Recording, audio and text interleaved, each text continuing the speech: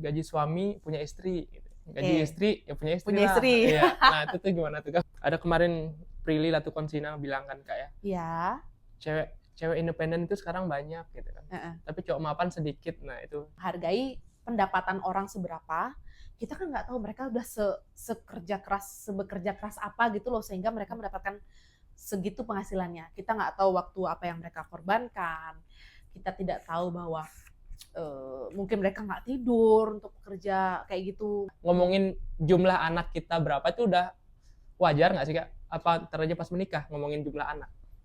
Sebelum menikah aku mau, ya mohon maaf nih, test drive dulu lah sama kamu kayak gitu. Atau mungkin yang lebih parah di Bali mungkin kayak ya ada sing beling sing anten itu yang kayak gitu. Oke. Itu gimana sih Kak nanggepin hal-hal yang kayak gitu?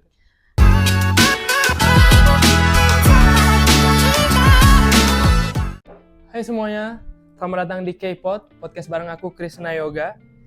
Kali ini aku kedatangan salah satu psikolog yang keren banget.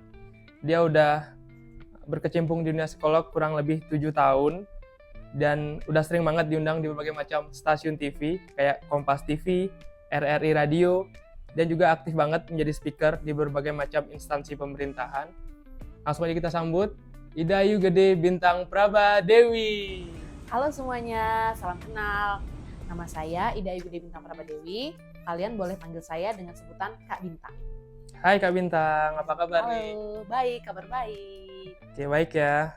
Pertama-tama aku ngucapin terima kasih banget karena Kakak udah bersedia hadir di podcast aku, ngobrol-ngobrol santai aja. It's such a pleasure for me. Dan untuk kali ini aku mau nanya tentang ini Kak. Karena akhir-akhir ini aku dapat banyak banget undangan pernikahan dari teman-teman aku, entah itu SD, SMP, SMA, maupun kuliah. Yang mana bagus banget sebenarnya. Aku senang banget karena mereka ini menikah. Dan next juga kayaknya aku bakalan menikah juga kan. Nah, cuma kalau dari sudut pandang psikolog sendiri Kak, kira-kira aspek apa aja sih yang perlu dipersiapin untuk kita anak-anak muda ataupun kaula-kaula muda yang nonton video ini sebelum mereka menuju ke jenjang pernikahan yang sakral. Kalau menurut aku sih sakral. Nah, kira-kira gimana tuh Kak? Makasih banyak loh Krishna, pertanyaannya sangat-sangat mewakili pertanyaan anak muda sekarang yang akan menuju ke jenjang pernikahan ya. Jadi memang betul sekali untuk datang ke psikolog sebelum menikah itu sebenarnya penting. Karena banyak hal-hal atau aspek-aspek yang sebenarnya kita itu perlu persiapkan dengan matang. Karena kan kita tahu ini merupakan kontrak seumur hidup. Yep. Pernikahan itu tidak bisa serta-merta kayak besok nggak suka ya udah batal. Nggak, ini dia berkelanjutan terus-menerus dan sepanjang hidup gitu ya. Jadi mungkin dari perspektif psikologi sendiri itu banyak hal yang perlu disiapkan, tapi saya akan mungkin jabarkan beberapa saja. Yep. Yang pertama itu adalah kesiapan secara fisik, itu yang pertama. Fisik ya? Ya, fisik. Kalau yang kita tahu sekarang itu pemerintah sudah menggalakkan kok. Jadi mungkin di tingkat-tingkat puskesmas, rumah sakit itu ada namanya aspek pemeriksaan catin, calon pengantin. Okay. Nah itu dari fisik mereka. Mungkin yang ketika dia menikah mau langsung untuk memiliki anak, dicek dulu kesuburannya atau apa. Jadi mungkin nanti bisa Krishna podcast dengan dokter karena kompetensinya lebih ke kesehatan fisik seperti itu. Nah yang kedua itu adalah aspek kesehatan mental. Kalau kesehatan mental di sini dapat saya bilang itu atau dapat saya katakan bahwa sangat penting sekali dipersiapkan. Karena kan kita tidak tahu ya, mungkin pacaran beberapa tahun dengan pacar kita yang akan menjadi calon suami, tapi ketika dia nanti jadi suami kita tidak tahu ya, karena kan setiap hari itu melihat dia, kemudian setiap hari berinteraksi dengan dia, banyak hal-hal yang perlu dipersiapkan. Dari mental kita yang nanti akan melihat dinamika keluarga pasangan seperti apa, kemudian melihat problem solving pasangan seperti apa, melihat sisi ketika dia marah seperti apa, itu benar-benar perlu dipersiapkan. Jadi kalau misalkan teman-teman mau, boleh itu konseling pernikahan itu bagus sekali untuk membantu mempersiapkan mental, karena tanggung jawab ketika dia sudah menikah itu akan beda sekali. Menjadi seorang istri, menjadi seorang suami, menjadi seorang orang tua, menantu, itu adalah satu paket tanggung jawab dan kewajiban yang akan diemban ketika menikah. Iya. Nah, itu secara mental. Kemudian finansial jangan lupa. Itu Nah, kalah penting. finansial itu tidak kalah pentingnya. Yap. Mungkin penting banget mungkin Kak di zaman sekarang, mungkin itu menjadi hal yang Iya. concern utama mungkin. Concern utama finansial. Oke. Karena kita tahu Yap. nanti ketika kita menikah itu yang pertama udah siap nggak rumah? Ya itu penting. Udah siap nggak nanti untuk keseharian? Kan pengeluaran banyak. Yap. Bensin ke tempat kerja, kemudian makanan setiap hari atau apa gitu.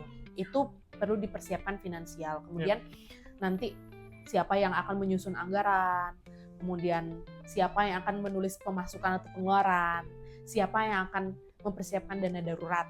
Yep. Ya intinya kalau dari finansial itu adalah kesepakatan bersama antara suami dan istri dan harus dihormatin lah masing-masing ketika udah ada kesepakatan tersebut.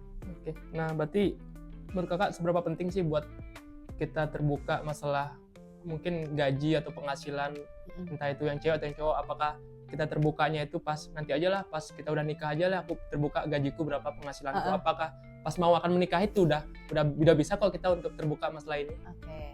Jadi keterbukaan masalah finansial antara pasangan suami dan istri ya. Betul. Kalau dari perspektif psikologi itu penting. Nah, tapi balik lagi tetap kita menghargai keputusan bersama antara suami dan istri, kan. Suami dan istri yang memiliki penghasilan masing-masing itu gimana cara mereka membentuk sebuah ibaratnya kerjasama yang baik untuk menangani finansial mereka.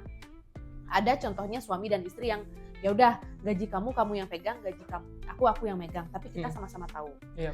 Tapi ada juga yang ya udah diserahin ke satu pasangan ini untuk mengelola. Ya udah intinya aku aja yang kerja, kamu yang ngelola. Ada juga yang oke, kita sama-sama masing-masing pegang, tapi kita juga nabung bersama nih, punya tabungan bersama. Jadi ketika punya pengeluaran yang itu dipakai, gaji yang masing-masing nggak usah diambil. Nah, itu balik lagi ke kesepakatan bersama. Kalau mau terbuka, itu akan lebih meningkatkan rasa saling percaya sama pasangan. Gitu. Nggak ada rasa curiga, dia dapat berapa ya, ini dapat berapa ya. Nah, tapi ketika tidak terbuka, itu membutuhkan rasa percaya yang tinggi sekali antara pasangan suami dan istri.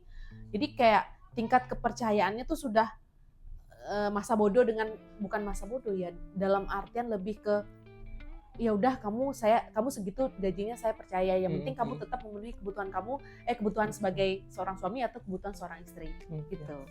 Oke, jadi nggak ada yang pakemnya harus uang gajimu harus aku yang pegang nih, yang cewek ngomong gitu, atau jadi itu memang kesepakatan bersama aja. Kesepakatan bersama yang harus kita hormatin.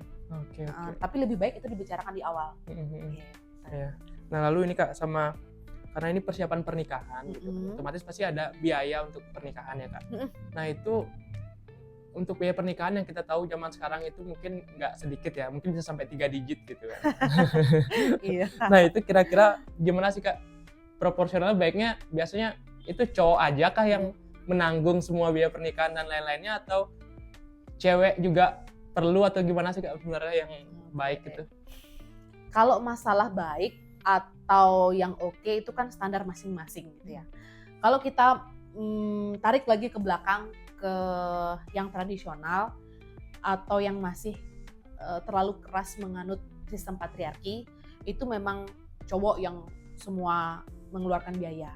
Tapi di zaman yang modern sekarang, yang dunia ini semakin bertambah modern ya, dengan adanya wanita yang bekerja atau wanita yang berpenghasilan.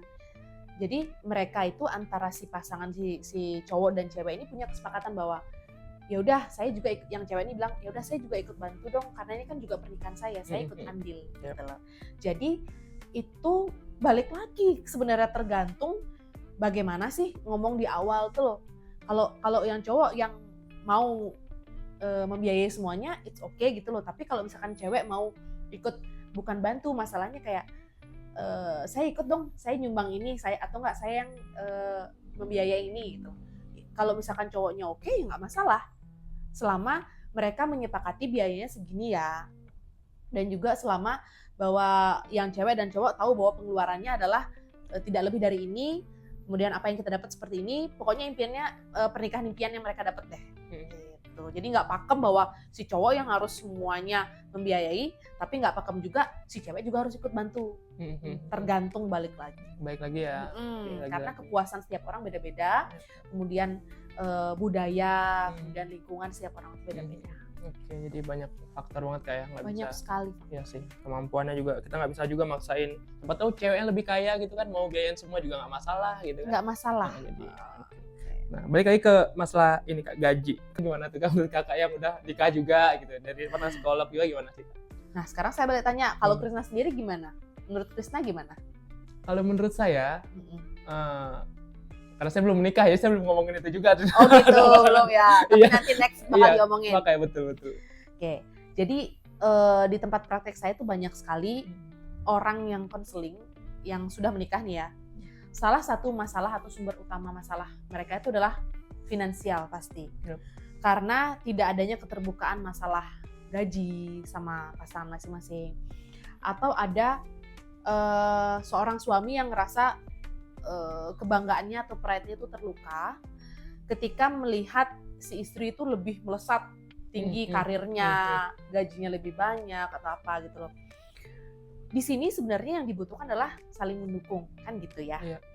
Saling mendukung ketika kita melihat si istri ini sukses atau kita melihat oh suami sukses nih gitu. Saling mendukung. Kemudian kalau misalkan Krisna bilang bahwa oh gaji suami adalah milik istri, gaji istri adalah milik istri. Kalau menurut perspektif dari psikologi itu akan menimbulkan sebuah mungkin kayak rasa tidak nyaman.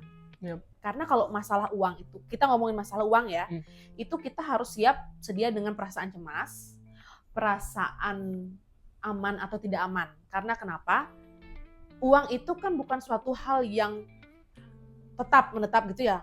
Kadang kita punya uang banyak, tapi kadang juga kita berada di titik yang aduh harus tersengah-sengah nih untuk nyari uang gitu ya. Jadi harus sebaiknya dengan perasaan itu nyaman, aman, tenang, dan juga cemas. Itu biasa itu.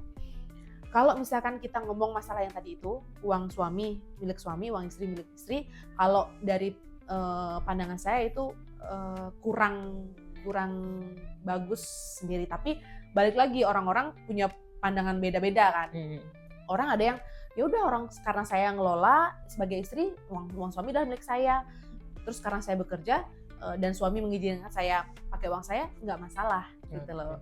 Tapi ada juga yang kayak istri yang ya udah uang suami buat suami, tapi selama dia masih bisa memenuhi kebutuhan rumah tangga. Tapi kalau kebutuhan saya pribadi sendiri bisa. Ada yang kayak gitu juga. Jadi Krisna akan banyak menemui di luar sana wanita-wanita yang independen gitu loh, sudah bisa, maksudnya mereka biaya sendiri, tapi mereka tetap juga dikasih oleh suami. Tapi ada juga yang mereka biaya sendiri, suami hanya membiayai rumah tangga. Ada yang kayak itu, beda-beda. Kalau perspektif dari psikologi itu mungkin luas jawabannya, tergantung kepuasan dan juga kesiapan dari rumah tangga mereka masing-masing. Oke, bagus banget sih jawabannya. Sama itu Kak, masih ngacu yang tadi, karena kan ada kemarin Prilly Latukonsina bilang kan Kak ya. Iya. Cewek independen itu sekarang banyak gitu kan. Tapi cowok mapan sedikit. Nah itu. Jadi mungkin kan dia menganggap mungkin gaji cowok yang lumayan tuh sedikit. Jadi gimana Kakak nanggepin buat cowok-cowok yang mungkin pendapatannya zaman sekarang tuh mungkin lebih sedikit nih dari si cewek, ataupun bagaimana sih untuk cewek seharusnya menyikapi yang mungkin pasangannya yang cowok lebih sedikit itu gimana sih Kak menyikapinya sebenarnya? Kita sesama manusia pun kalau bukan pasangan itu harus saling menghargai. Nah, menghargai pendapatan orang seberapa, kita kan nggak tahu mereka udah sebekerja keras apa gitu loh sehingga mereka mendapatkan segitu penghasilannya. Kita nggak tahu waktu apa yang mereka korbankan. Kita tidak tahu bahwa mungkin mereka nggak tidur untuk bekerja kayak gitu, mungkin mereka nggak dapat istirahat, intinya seperti itu. Saling menghargai. Nah, kalau misalkan si wanita merasa bahwa dia, oh saya udah bisa punya segalanya atau apa, saya tidak minta untuk dia menurunkan harga diri, enggak, tapi turunkanlah ego. Begitu juga laki-laki nih, misalkan, oh saya bisa membiayai semuanya, misalkan kayak gitu. Tapi dia tidak tahu bahwa ini ada wanita siap apa di balik dirinya dia yang membuat dia sukses. Turunkan juga ego. Jadi bagaimana seorang pria dan seorang wanita bisa menyeimbangkan ego mereka. Karena kita tidak tahu bahwa seberapa kerja keras sih suami kita. Kita nggak tahu juga seberapa kerja keras sih istri kita gitu loh. Apa yang mereka alami di kantornya, apa yang mereka alami di pekerjaannya. Jadi ada baiknya memang komunikasi kuncinya. Ya, benar banget. Tuh. Itu berarti lebih ke ini kayak kita harus bisa ngendalin ego kita. Andalin ego, saling Komunikasi, menghargai, baik dengan siapapun itu. Iya, benar-benar banget. Oke, jadi dari segi finansial kayaknya juga udah lumayan, informasinya udah lumayan banyak banget dan berguna banget, Kak. Nah, kita lanjut ke tentang perencanaan keluarga dan anak. Menurut Kakak, sebelum menikah nih, Kak, kita baru mau menikah, ngomongin jumlah anak kita berapa itu udah wajar nggak sih, Kak? Apa ntar aja pas menikah ngomongin jumlah anak? Oh, Dan gaya asuh anaknya juga mungkin. kesiapan untuk memiliki jumlah anak dan gaya pengasuhannya. Yap. Kalau misalkan kesiapan untuk memiliki jumlah anak, itu better diomongin sebelum menikah. Kenapa saya bilang seperti itu? Karena banyak sekali sekarang anak-anak muda yang ketika dia pengen menikah, tapi mereka pengen child free. Wow. Kenapa seperti itu? Yep. Karena sekarang anak-anak ya yang mungkin gen yang ya generasi apa ya, entah milenial atau Z yang itu yang sudah di usia untuk menikah ya sekarang, itu mereka punya pemikiran bahwa saya nggak mau anak saya itu menderita secara fisik dan finansial ketika saya nggak siap jadi orang tua. Ya, okay. Itu karena mereka yang ngerasain itu mungkin gitu loh pada saat mereka menjadi seorang anak, sehingga mereka tidak mau anak mereka merasakan hal yang sama seperti mereka, maka mereka memutuskan untuk yaudah saya tunda dulu deh, atau saya nggak punya anak juga nggak apa-apa, itu berkah atau apa, yang penting saya menikah dan menjalani hidup bersama dengan pasangan saya. Ada yang kayak itu. Jadi perlu diomongin kesepakatan antara suami dan istri berapa dia punya jumlah anak. Yep. Yang pertama, karena suami dan istri itu akan ekstra kerja keras untuk menanggung anak dari sebelum lahir, kan kita harus periksa dokter. Tiap bulan keluar uang 300, 200, 400 kayak gitu kan, untuk ke dokter kan. Kemudian kalau yang kita ngomongin di Bali, upacara 1 bulan 7 hari, 3 bulan, 6 bulan, itu tuh perlu direncanakan secara matang. Terus kesiapan seorang istri juga, karena kan mengandung, kemudian melahirkan, mengasuh anak, walaupun memang nanti dibantu oleh suami ya, kesiapan menjadi seorang ibu tuh sangat-sangat penting sekali. Ketika seorang ibu tuh menjadi seorang ibu, dia udah nggak bisa menjadi, ketika dia melahirkan anak, dia sudah tidak bisa menjadi diri dia sendiri dulu. Perlu waktu untuk mengembalikan. Yang dia jadi itu adalah, ibunya ini ya, oh ini ibunya ini ya, bukan namanya gitu loh. Karena identiknya seperti itu. Maka perlu kesiapan. Kemudian dari sisi fisik mungkin yang dia lahiran banyak kali itu apa kan, kita perlu mempertimbangkan juga sistem reproduksinya gitu. Jadi kesehatan fisik dan kesehatan mental ibu itu juga perlu direncanakan lah, maksudnya dilihat juga gitu. Jadi sangat penting untuk ngobrolin dulu dengan pasangan. Iya, berarti memang itu buat sebelum nikah diomongin juga wajar banget. Iya. Karena ya benar banget yang kayak Kak bilang, kompleks banget dari kita baru punya anak jumlah 1-2 tuh nentuin argo kita jalannya berapa gitu kayak. Habis itu pun kalau child free itu ternyata saya baru tahu kalau intensinya itu sebenarnya baik pun nggak masalah ya. Kayak Kak sampaikan, mungkin dia karena dia ada pengalaman hidupnya, dia bilang dia tidak mau tersiksa secara finansial ataupun dia tahu keadaan, sehingga dia memilih untuk child free. Iya. Pun tidak ada masalah dia. Kalau balik itu tidak ada masalah ataupun ada masalah, balik lagi ke kesiapan mereka atau ke keputusan mereka. Karena kan setiap keputusan itu ada resiko, konsekuensi yang harus mereka tanggung. Contoh misalkan mereka memilih untuk child free. Kalau di Indonesia mungkin belum terlalu lumrah ya, atau saya juga mungkin kurang melihat atau kurang wawancara atau nanya dengan orang-orang. Mungkin di Indonesia hal seperti itu masih sedikit yang melek tentang penerimaan tentang child free gitu ya. Karena kenapa? Tujuan kamu menikah kan kamu akan melanjutkan keturunan. Itu adalah konteksnya. Melanjutkan keturunan, kemudian nanti kalau kamu nggak punya anak, terus apa dong tujuan kamu menikah? Ada yang bilang kayak gitu juga. Jadi balik lagi ke mereka semua gitu loh. karena seperti yang saya bilang tadi, biaya nggak sedikit. Kemudian gaya pengasuhan yang tadi Krisna tanya ya. Gaya pengasuhan itu juga perlu omongin dengan pasangan. Kita sebagai pasangan suami istri itu datang dari latar belakang yang berbeda, gaya pengasuhan yang berbeda. Mungkin ada yang dulu diasuhnya dengan gaya yang otoriter, keras gitu ya, disiplin. Ada juga yang mungkin dulu datang atau lahir dari gaya pengasuhan yang membiarkan, kayak dikasih aja. Nah, coba bayangin itu ketemu. Ya kan? Gimana? Makanya sebaiknya itu dipersiapkan dulu. Nanti kalau aku punya anak, aku bakal ngasuhnya seperti ini ya, sepakat nggak kita? Atau nggak nanti aku kalau punya anak, sepakatnya kayak gini. Jadi nyari kesepakatan berdua. Oke. Ya, oke deh kalau begitu. Nah, berarti tuh guys, jadi penting banget tuh ngomongin anak ternyata sebelum menikah ya. Nah, lalu lanjut Kak untuk penyelesaian konflik tuh Kak. Untuk sebagai pasangan suami istri walaupun yang udah pacarannya bertahun-tahun gitu kan. Tapi katanya kalau kamu nikah tuh beda feel-nya, walaupun pacaran lama tuh beda kalau udah nikah tuh. Emang bener Kak? Terus cara nyelesain konfliknya gimana sih Kak? Oke.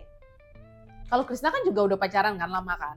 Lumayan. Kalau di pacaran menyelesaikan konflik dengan pasangan itu gimana? Ngambek-ngambekan. Ngambek-ngambekan. Kan bisa pulang ke rumah masing-masing. Iya, kan? betul ya, betul. Mungkin, ya, betul. Kalau menikah gimana? Kalau menikah gimana ya? Apa kayak keluar? Lu lagi. Nah, iya. Di tempat tidur, mau hadap sini ketemu suami, hadap sini ketemu istri. Mau nggak mau akan terjadi seperti itu. Sehingga kalau bedanya ketika dia pacaran sama dia menikah, ketika pacaran mungkin kalau ya udah ngambek-ngambekan, pulang ke rumah masing-masing, nggak usah chat, nanti siapa yang ngechat duluan itu yang artinya aku minta maaf atau apa. Kalau di rumah beda. Oke, gimana tuh? Beda karena dia tinggal satu rumah, kemudian mau nggak mau itu yang setiap hari dia lihat. Kemudian sumber stresornya ya adalah pasangan kita sendiri, kan gitu. Jadi ada dua tipikal orang yang menyelesaikan masalah ketika ada konflik ya. Dia flight or fight. Kalau dia flight itu artinya dia pergi, nggak mau menyelesaikan masalah. Tapi kalau dia fight, oke, apa masalahnya kita duduk sekarang kita selesaikan. Nah, kalau biasanya yang kita lihat dari pasangan suami dan istri, kalau laki-laki itu biasanya menggunakan rasionalitas. Iya, betul. Nah, dia akan, oke, masalahnya seperti apa? Aku akan nyelesain kayak gini, kayak ini, kayak gini. Dia akan mungkin lebih mengebelakangkan perasaan dia. Tapi sedangkan kalau istri, dia akan mengedepankan perasaan dia, pakai perasaan. Contoh, nangis dulu, mungkin terus emosi dulu, kayak gitu-gitu ya. Betul. Nanti baru dia akan memikirkan, oh sebaiknya saya seperti ini, seperti ini, seperti ini. Kayak gitu, itu bedanya. Jadi memang gaya komunikasi itu penting, ditauin suami itu seperti apa sih, istri seperti apa, kemudian gaya pemecahan masalah seperti apa. Kalau ada konflik sebaiknya diomongin masing-masing, tapi nggak yang langsung diomongin. Kalau dia lagi meledak-ledak diomongin langsung, itu kan nggak masuk gitu ya. Tapi mungkin ditunggu dulu kalau sampai reda, sampai emosinya larut gitu loh. Jadi kita perlu untuk memvalidasi perasaan pasangan kita. Contoh misalkan, tadi kamu marah ya, kamu kesel ya sama aku ya, gitu. Jadi validasilah perasaan pasangan. Ntar ceweknya bilangin Kak, nanya lagi. Gitu. Udah marah. Ya. Jadi intinya kalau laki-laki itu bukan makhluk yang bisa kita ajak main teka-teki, bukan anak pramuka lagi. Kita. Ya kalau mau perempuan tuh direct ngomongnya, kayak aku tuh nggak suka kamu seperti ini. Nah tapi kamu udah mau berubah kok. Jadi jangan kita lukai egonya laki-laki. Jangan kita lukai yang jelek-jeleknya aja dia gitu loh. Tapi kita sebaiknya memuji apa yang sudah dia lakukan, karena selain kita memvalidasi perasaan, kita validasi apa yang telah dia lakukan, usaha yang telah dia lakukan. Iya. Tuh. Oke, jadi gitu guys untuk nyelesain konfliknya. Jadi jangan maki-makian ya. Jadi jangan kayak apalagi ngutarain kata-kata kasar atau ngungkit-ngungkit masa lalu, itu jangan ya. Kamu dulu kalau kan, jangan sih, saya tidak bisa melarang karena kenapa? Emosional orang itu beda-beda. Gitu.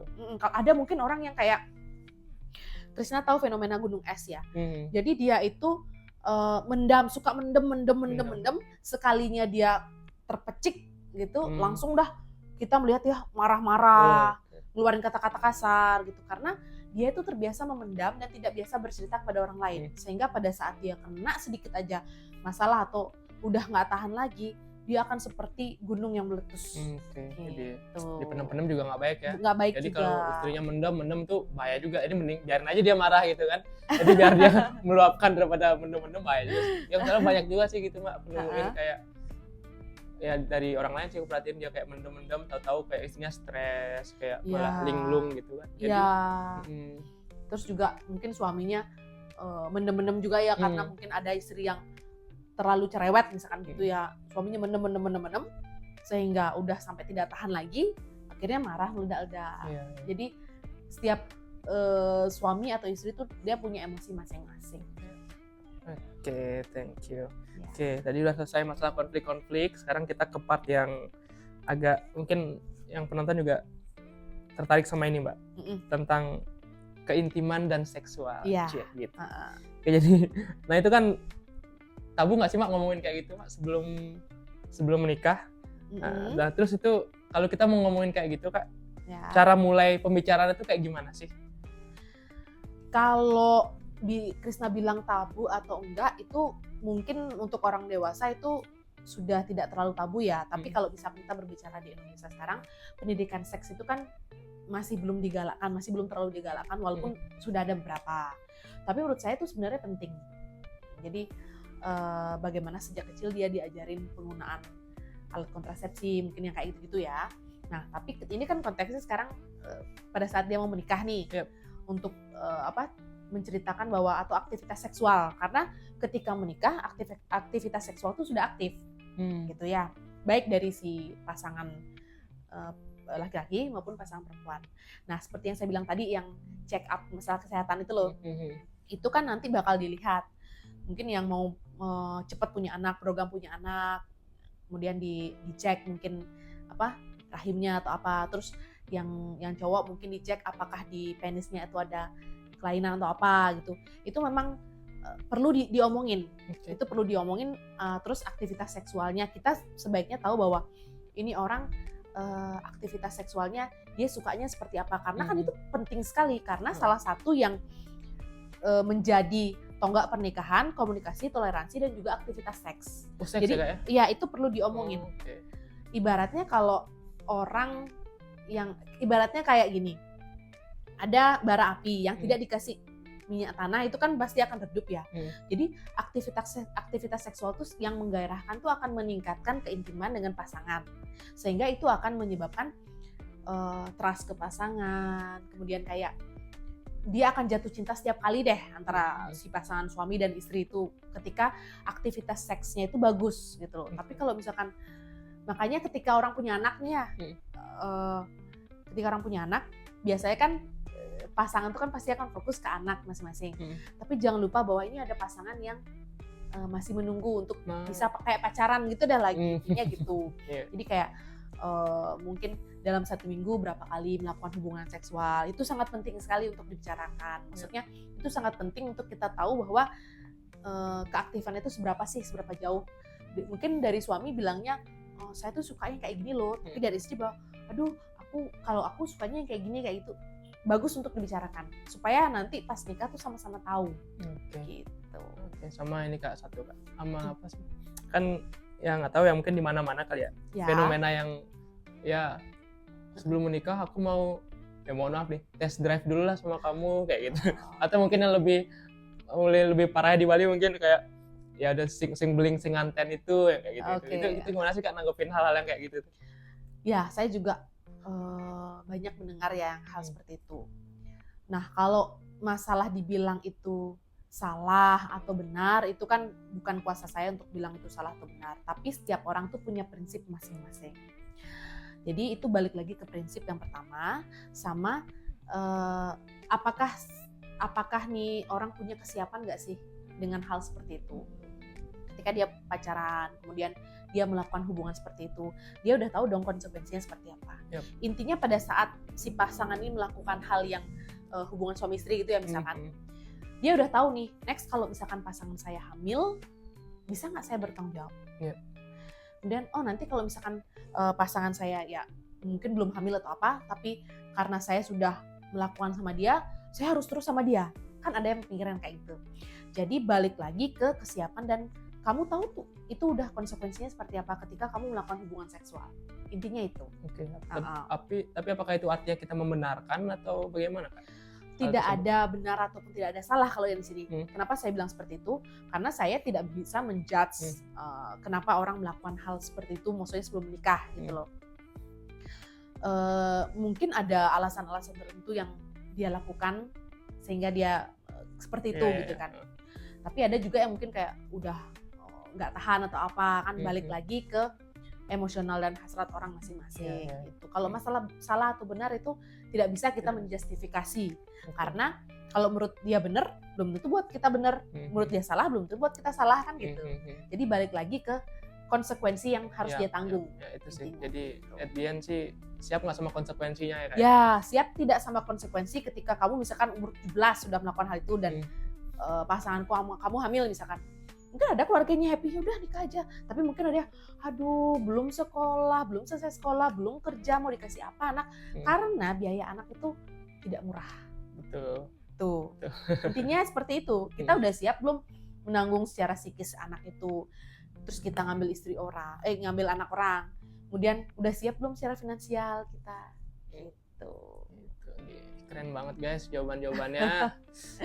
Beda emang kalau psikolog yang udah expert jawabannya ya. Kan nggak kerasa udah kurang lebih setengah jam kita ngobrol bareng, seru banget obrolannya, benar-benar banyak terima banget kasih manfaatnya. Banyak juga loh Krisna sudah mengundang. Jadi saya bisa memberikan edukasi secara psikologis kepada teman-teman sekalian gitu ya, yang dimana kalau di daerah Bali ini kayak kalau datang ke psikolog atau psikiater itu masih hal yang kayak mungkin malu-malu atau tabu. Itu tantangan besar bagi kami. Iya, gitu ya, benar banget. Oke, terima kasih banyak aku ucapin Kak udah mau datang ke podcast aku. Sehat selalu. Siapa tahu kalau kalian yang pengen dapat informasi lagi bareng Kak Bintang, silakan komen aja. Siapa tahu kita bisa podcast bareng lagi, tanya-tanya hal apapun itu. Oke, itu aja. Sampai Kak, kalau mau ada yang konsultasi ke sini bisa nggak sih Kak? Bisa. Jadi nanti mungkin Krisna bisa ngasih nomor saya. Siap.